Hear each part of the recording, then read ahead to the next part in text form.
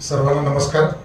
मगाशीच काकांनी उल्लेख केला, आज 11 मे राष्ट्रीय तंत्रज्ञान दिवस आणि या तंत्रज्ञान दिवसाच्या निमित्ताने या सभागृहात उपस्थित असणारे कोल्हापूर, सांगली, सातारा, बेळगाव, पुणे इथून आलेले सर्व तंत्रज्ञ की ज्यांनी देशाच्या विकासामध्ये भरीव योगदान दिलेलं आहे, त्यांच्यासाठी आपण सर्वांनी एकदा जोरदार टाळ्या वाजवून त्यांचे कौतुक करूया। अरविंद मधुकर देशपांडे लिखित एका फाउंड्री म्हणजे आत्मवृत्त या प्रकाशन सोहळ्याचे प्रमुख पाहुणे, धातुशास्त्राचे गाडे अभ्यासक आणि शिवाजी वर्क्स मधील काकांचे सहकारी सन्माननीय हरिभाऊ गोडबोले साहेब, या समारंभाचे प्रमुख उपस्थित होते तातोडेकर साहेब, पुस्तकाचे लेखक ज्यांनी आपल्या व्यवसायावर निष्ठा ठेवून व्यावसायिक कार्याचा सुवर्ण महोत्सव साजरा केला आणि 4 मे 2024 रोजी वयाची 71 वर्ष पूर्ण केली ते उपक्रमशील तरुण आणि आमच्या रंजना रेसिडेन्सीचे चेअरमन आदरणीय देशपांडे काका। मी त्यांना यंग अँग्री मॅन असं देखील म्हणेन।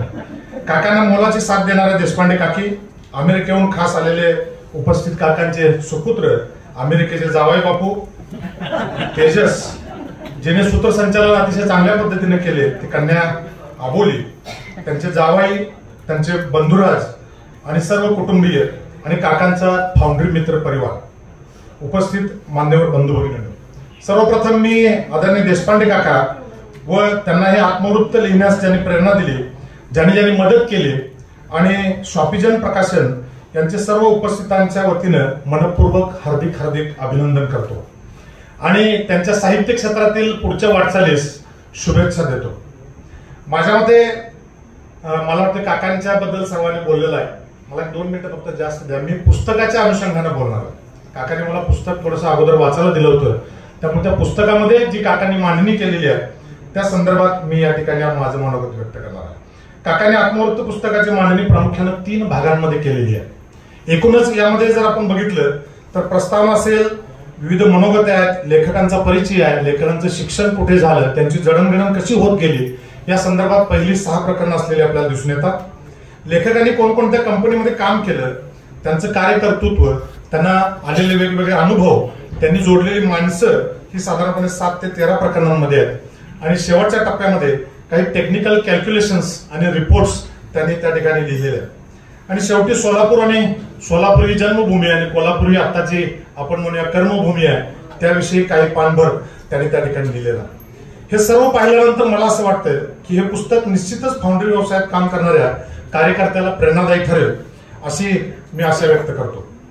पुस्तकाविषयी बोलत असताना काकांनी हे पुस्तक त्यांच्या आई म्हणजे मालतीबाई मधुकर देशपांडे यांना हे आत्मवृत्त समर्पित केलेलं आहे।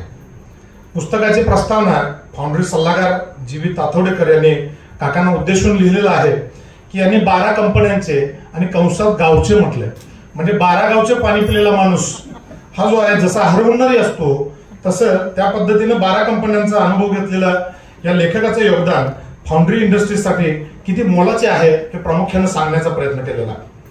फाउंड्री आणि रिजेक्शनच्या एरियात काम करीत असताना त्यासाठी लागणारी मनाची एकाग्रता, प्रश्न समजून घेण्याची हातोटी, बिघाडाचे कारण शोधणे आणि त्यावर करावयाची उपाययोजना ही मेक देशपांडे काकांकडे चांगलीच आहे।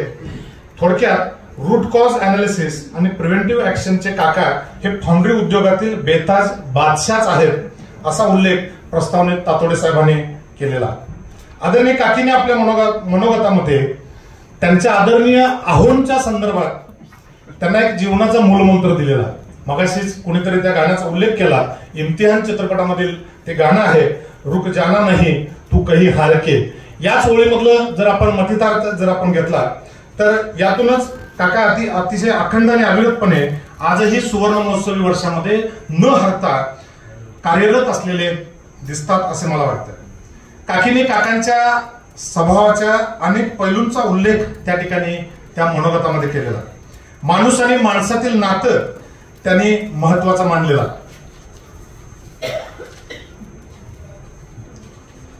त्याचबरोबर त्यांची कामावरची एकूणच निष्ठा, माणसं जोडण्याची आवड या दोघांनाही आहे ते आम्ही पाहतोय। कायम दुसऱ्याच्या मदतीला धावून जाणं, त्याचबरोबर नोकरीतील कितीही टेन्शन असलं तरी ते घरात कधी त्यांनी दाखवलेलं नाही आणि एकूणच तेजस आणि अबोलीची जडणघडण होत असताना काकांच्या डोळ्यातील धाक निश्चितपणे त्यांची जडणघडण करून गेलेला आपल्याला दिसतो. आणि हे सगळं होत असताना त्यांचे मोठे धीर म्हणजे शरद देशपांडे आणि जाऊबाई यांचा संसारात लागलेला हातभार त्या कदापिही विसरलेला नाही. आणि हे सगळं सांगत असताना काकांची तब्येत आजही का चांगली आहे याचे रहस्य त्यांनी सांगण्याचा प्रयत्न केलेला.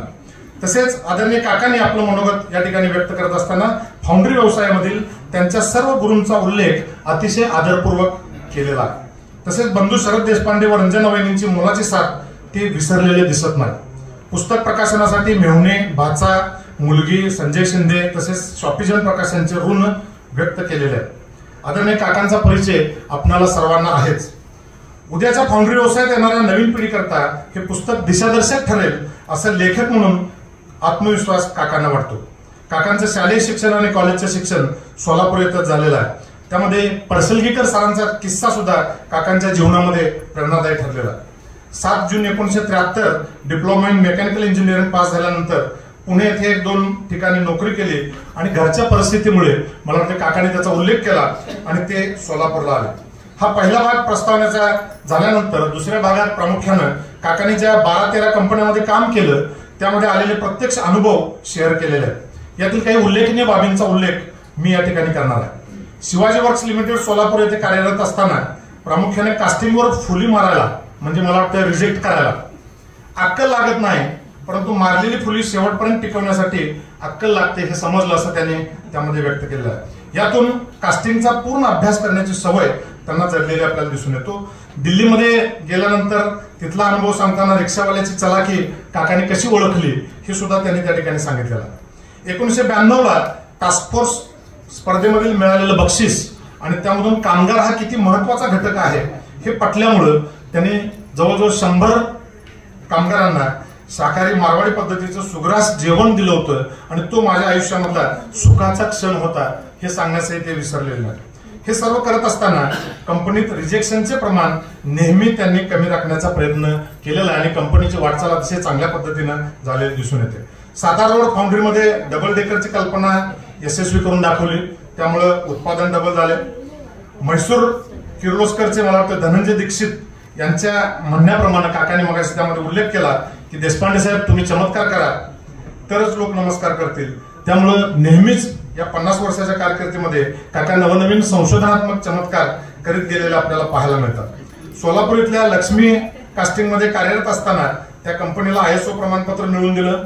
65 टन महिन्याचं उत्पादन 130 टनाला नेलं, रिजेक्शन कमी आणलं आणि आपण सुखशांततेनं भविष्यात काय सुधारणा करायच्या, काळानुसार कसे बदलले पाहिजे याचे नियोजन शिकलो असं त्याने मान्य केलेलं. त्याचबरोबर किर्लोस्कर ब्रदर्स किर्लोस्कर वर्ल्ड येथे काम करत असताना कामगारांच्या चुका त्यांना वेळोवेळी दाखवून दुरुस्त करून घेतल्या. त्यांना योग्य कामाची सवय लावली. तेथे प्रामुख्याने त्यांनी क्वालिटी महिना ही संकल्पना त्या ठिकाणी राबवली. त्यासाठी सर्व कामगारांकडून कामाच्या सुरुवातीला शपथ घेतली. क्वालिटी पॉलिसीचे वाचन असेल, क्वालिटी कॉर्नर असेल, रिजेक्ट कास्टिंगवर कर्मचाऱ्याचं नाव असेल, याचा परिणाम रिजेक्शन रेट मगाशी कोणीतरी उल्लेख केला की 13% वरून तो 7% आला. बेळगावच्या JP फाउंड्रीमध्ये काम करत असताना 1964 मध्ये IIT पास मुंबईतून पास झालेले जटार साहेब यांच्याकडून सुद्धा ते बऱ्याच गोष्टी शिकले याचा उल्लेख त्यांनी केलेला आहे. आणि त्यामध्ये प्रामुख्यानं त्या परदेशात जाण्याची संधी सुद्धा त्यांची काही ठराविक याच्यामध्ये हुकलेली आपल्याला दिसून येते. पुढे वालचंदनगर इंडस्ट्रीजमध्ये परचेस डिपार्टमेंटला काकांनी काम केलं. त्यानंतर श्रीनिवास इंजिनिअरिंग पुणे येथे सिनियर मॅनेजर डेव्हलपमेंट म्हणून त्यांनी काम केलं. आणि तिथला एक किस्सा सांगत असताना म्हणजे त्यांच्या तब्येतीचं रहस्य मला वाटतं त्यामध्ये आपल्याला कळेल की तिथले HR मॅनेजर जे श्रीनिवास होते ते श्रीनिवासांनी त्यांना काकांना सांगितलं की म्हणजे ज्यावेळी कॅन्टीनमध्ये बसून डबा खायचे त्यावेळी एकमेकाच्या डब्याचं निरीक्षण केलं जायचं आणि त्या डब्याच्या संदर्भात श्रीनिवास म्हणतात की तुमच्या आदरणीय सौंना माझा नमस्कार सांगा. आणि कारण मी पुण्यात एवढी वर्ष राहतो पण इतका व्यवस्थित डबा देणारी गृहिणी मी पाहिली नाही. आणि खरोखरच काकांच्या चांगल्या तब्येतीचे रहस्य हेच आहे असे मला वाटते. वालचंदनगर इंडस्ट्रीज मध्ये दुसऱ्यांदा परत काका जॉईन झाले आणि 2013 मध्ये रिटायर झाले. एकूणच सर्व या पुस्तकाचं वाचन करत असताना काकांना आई वडिलांच्याकडून मिळालेली जी शिकवण आहे त्या शिकवणीचा प्रामुख्याने या ठिकाणी उल्लेख करावा लागतो. ते म्हणतात की नेहमी म्हणायचे की सर्वांशी चांगले संबंध ठेवावेत एखादा माणूस आपल्या आयुष्याला कलाटणी देऊ शकतो, तसं वडिलांचं म्हणणं नंतरच्या काळामध्ये खरं ठरलेलं आपल्याला दिसून येतं. कारण आजपर्यंत फाउंड्री क्षेत्रात केलेल्या बेलगाम कामामुळे रिटायरमेंट नंतरही तेलंग साहेबांच्यामुळे बेलगाम फेरोकास्टला मी पुन्हा जॉईन झाल्याचे सांगतात. आणि 12/8/2013 पासून मला टेक्निकल कन्सल्टंट हा शिक्का लागल्याचे ते कबूल करतात. मी तर असं म्हणेन की ते त्यांना थोडक्यात फाउंड्री डॉक्टर जरी म्हटलं तरी काही वावगं ठरणार नाही. आणि कोल्हापूर झवर ग्रुपमध्ये कार्य करीत असताना अनेक ट्रेनिंगचे कार्यक्रमाचे आयोजन केले. या व्यवसायातील तोटा कमी करण्याचा जबरदस्त प्रयत्न त्यांनी केलेला. आणि प्रामुख्याने तिसऱ्या भागात पुस्तकाच्या काही कॅल्क्युलेशन्स आणि रिपोर्ट्स दिलेले आहेत. त्याचा फायदा निश्चितच फाउंड्री व्यावसायिकांना होणार आहे असं मला वाटतं. हे सगळं एकच मिनिट थोडंसं पुस्तक वाचायची लोकांकडे उत्सुकता होतं. थोडेसे पॉईंट्स आपण त्याला वाचायला तेच ठीक आहे, काय अडचण नाही. पण पुस्तकातले जे उल्लेखनीय बाबी आहेत त्या मी आपल्याला सांगण्याचा प्रयत्न केलेला आहे. एका फाउंड्रीमन, आपण फाउंड्रीमन म्हणतोय, पण माझा ज्यावेळी काकांचा परिचय आला त्यापासून मी त्यांच्यामध्ये एक जेंटलमन पाहतोय. त्याच या सगळ्या गोष्टीचा परामर्श घेत असताना एका इंजिनियर व्यक्तीनं म्हणजे टेक्निकल व्यक्तीनं आत्मवृत्त लिहिण्याचा प्रयत्न केलेला हा निश्चितच कौतुकास्पद आहे. मी त्यांचे कौतुक करतो, त्यांच्या भावी लेखनास शुभेच्छा देतो. आमच्या रंजना रेसिडेन्सी सोसायटीच्या वतीने सुद्धा मी त्यांना शुभेच्छा देतो. आणि मला बोलण्याची संधी या ठिकाणी संयोजकांनी दिली त्याबद्दल मी त्यांचे आभार मानतो आणि माझ्या बाजूने विराम देतो.